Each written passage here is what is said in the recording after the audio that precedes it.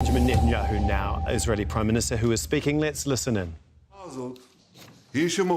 We have shown the bravery of our soldiers, and this is what is leading us in order to achieve all the goals and objectives of the war that we have set since the beginning, including the release of all the captives and also to eliminate all the military and political power of Hamas, and also to guarantee that Gaza will never be a threat for our state.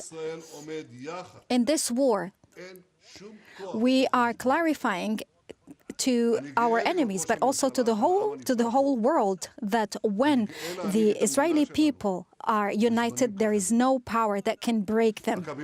And I am honored to be the Prime Minister of this great people and this great nation. And I'm happy to say that I was the leader of this nation during those challenging moments.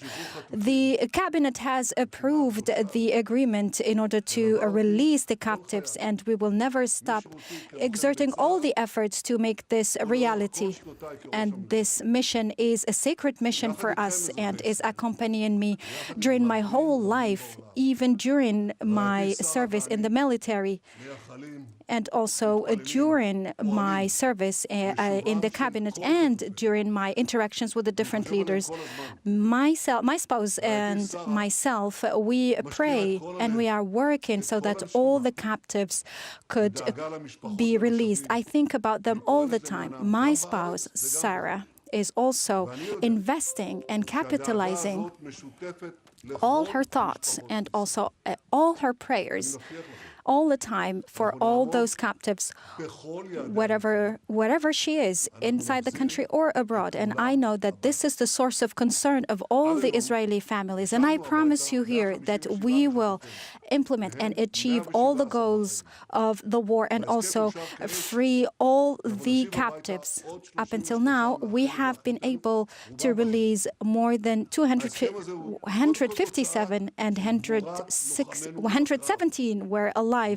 And within the framework of the new agreement, we will release 33 new hostages. Most of them are probably alive. This is the fruit of our soldiers in the battlefield, but also this is also the result of our efforts. We were able to stand fast and we didn't change our position.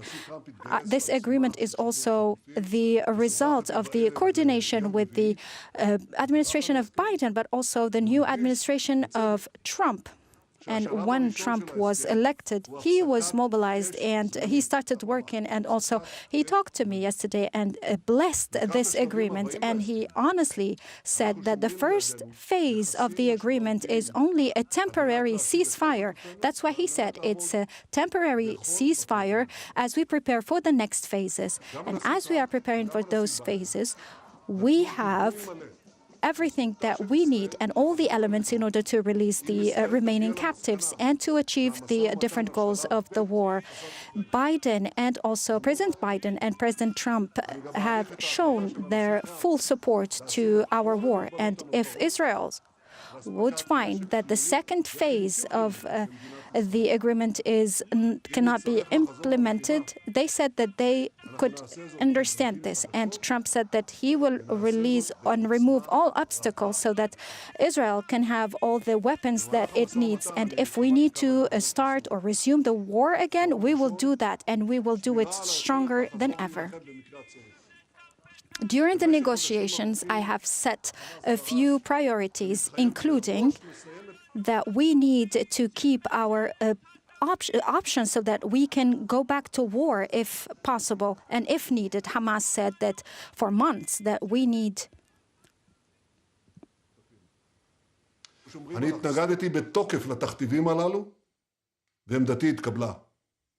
They also tried to stipulate several agreements or several conditions, and I rejected most of their conditions. I insisted on keeping the right to go back to war if needed with the support of the United States. And every official and each official in the U.S. administration have seen and said that is Hamas that is always trying to sabotage the negotiations. The second condition was to increase the number of captives who will be released in the first phase. And I'm happy and delighted to announce here that Israel was able to do so.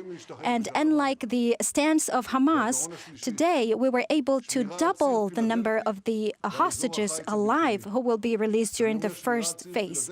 The third principle that I insisted on is to keep the Philadelphia axis and also the buffer zone. When I talk about this, I mean by this that we will increase the number of our military presence there. And like what is being said, we have promised, and we have also made sure that we will keep the buffer zone that is surrounding the Gaza Strip. So our military forces will be spread out and will close all the strip, and we will not allow the arrival of any new weapons. We have decided also that all the prisoners whose hands are completely stained with blood will not be released. We will also increase the number of our militaries in the West Bank as well, so that we can defend our citizens there. So what has led to the change in the stance of Hamas? First,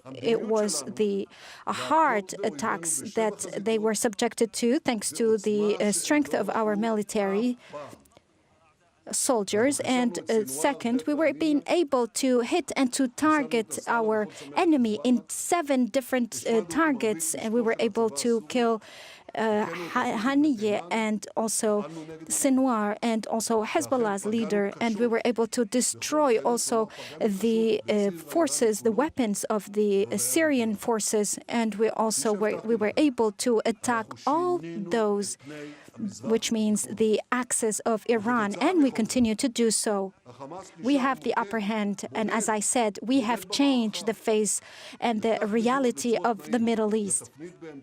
As a result, Hamas is now isolated completely, and this is what has led to the change in stance of Hamas. And this is why Hamas agreed to release the hostages, and that's why they are agreeing to what they did not accept to agree to in the past. The war, the sacred war that we are leading, has a high cost. However, those are decisions that took into consideration all the security elements, and unfortunately, I cannot talk at length about all the decisions that we've made. But what I can say is that on October 7, we faced a grave attack, but we were able to retaliate and to cause damage to our enemy. All our friends and all the world was impressed by our achievements. Dear Israelis, I see with a high morale all the bravery and all the courage that you have shown, and I would like to thank you for the support and for the solidarity and the trust that you placed in me and my colleagues and my friends during those decisive days. I see the elite of our military and our soldiers, women and men, also in the law order and in the police, and also in the civil defense and the medical staff and all the volunteers. Our whole nation participated in this war.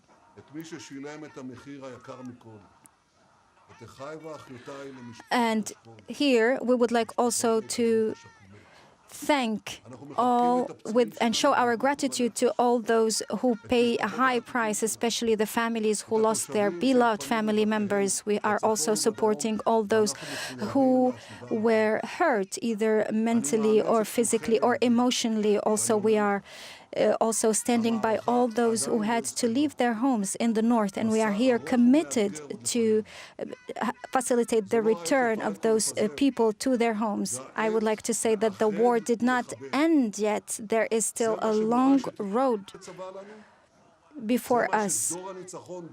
This is time for unity. This is what our people are expecting from us. We are victorious because of our solidarity and because our soul is the soul of the people, people who do not surrender to those who would like to kill us. With the grace of God, we will win, we will be victorious, and we will also secure our future, because there will be a judgment day, but there's also hope.